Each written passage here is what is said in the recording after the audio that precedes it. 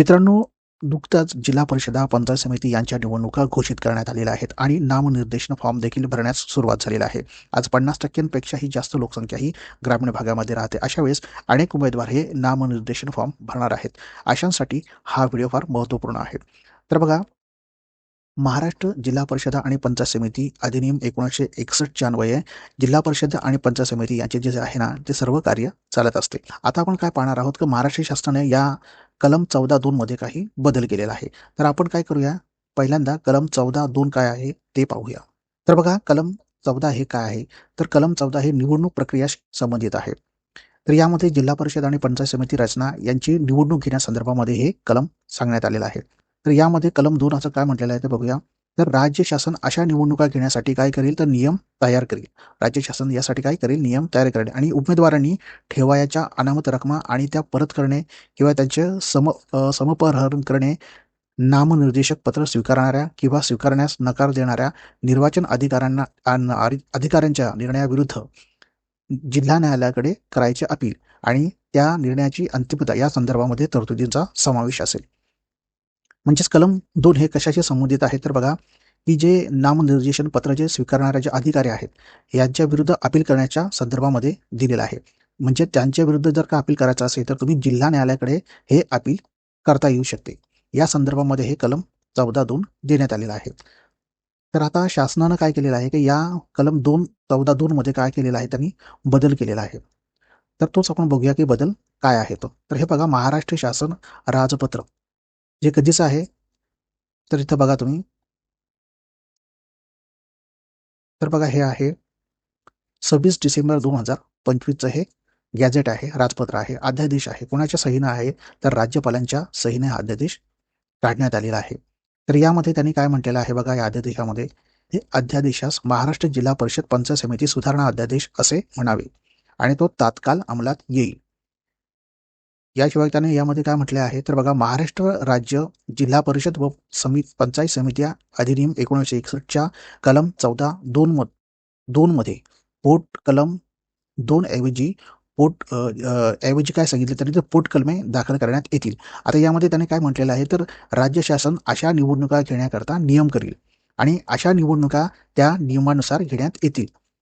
राज्य शासन काय करेल, त्या संदर्भामध्ये नियम करेल आणि त्यानुसार निवडणुका घेण्यात येतील. आणि 3 मध्ये काय म्हटलेलं आहे, तर नामनिर्देशन पत्र स्वीकारणाऱ्या किंवा स्वीकारण्यास नकार देणाऱ्या निवडणूक निर्णय अधिकाऱ्याचा निर्णय अंतिम असेल आणि त्यास कोणत्याही न्यायालयामध्ये आव्हान देता येणार नाही.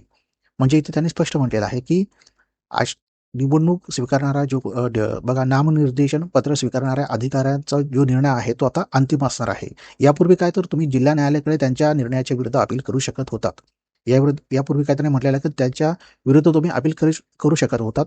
पण आता तुम्ही काय केलेलं आहे, कोणत्याही न्यायालयामध्ये त्यांच्या निर्णयाच्या विरुद्ध अपील करता येणार नाही. तर बघा, हा महत्त्वपूर्ण असा बदल त्यामध्ये त्यांनी केलेला आहे.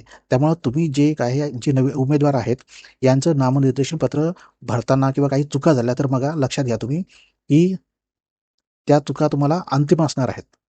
म्हणजे त्यामध्ये तुम्ही जर का तुमचं जे नामनिर्देशन पत्र फेटाळलं गेलं, तर लक्षात घ्या, की तुम्ही निवडणुकीसाठी अपात्र असणार आहेत. कारण तुम्हाला पुढे अपील करण्याची संधी दिली जाणार आहे.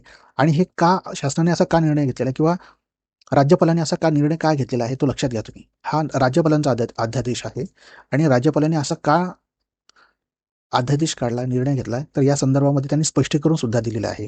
तर अनुच्छेद 243 आणि महाराष्ट्र जिल्हा परिषद व पंचायत समिती अधिनियम 1961 च्या कलम 9 मध्ये अशी तरतूद केलेली आहे, की जिल्हा परिषदा व पंचायत समिती यांच्या सर्व निवडणुकांसाठी मतदार याद्या तयार करणे आणि निवडणुका घेण्याचे अधीक्षण, संचालन व नियंत्रण राज्य निवडणूक आयोगाकडे निहित असेल. म्हणजे हे कोण करणार आहे, तर राज्य निवडणूक आयोग करणार आहे.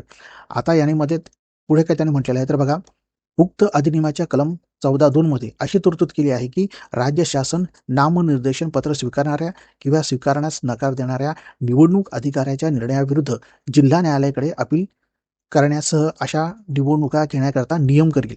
त्यानुसार महाराष्ट्र जिल्हा परिषद निर्वाचन गट व निवडणूक बाबत नियम 1962च्या कलम 20 आणि महाराष्ट्र पंचायत समित्या निर्वाचन गण व निवडणूक घेण्याच्या नियम 1962च्या कलम 19 मध्ये नामनिर्देशन पत्र स्वीकारणाऱ्या किंवा स्वीकारण्यास नकार देणाऱ्या निवडणूक अधिकाऱ्याच्या निर्णयाविरुद्ध जिल्हा न्यायालयाकडे अपील दाखल करण्याबाबत आणि जिल्हा न्यायालयाने अशा अपिलाची सुनावणी दररोज घेणे आणि शक्य असेल तितक्या शीघ्र गतीने ते निकालात काढणे आवश्यक असल्याची तरतूद केलेली आहे.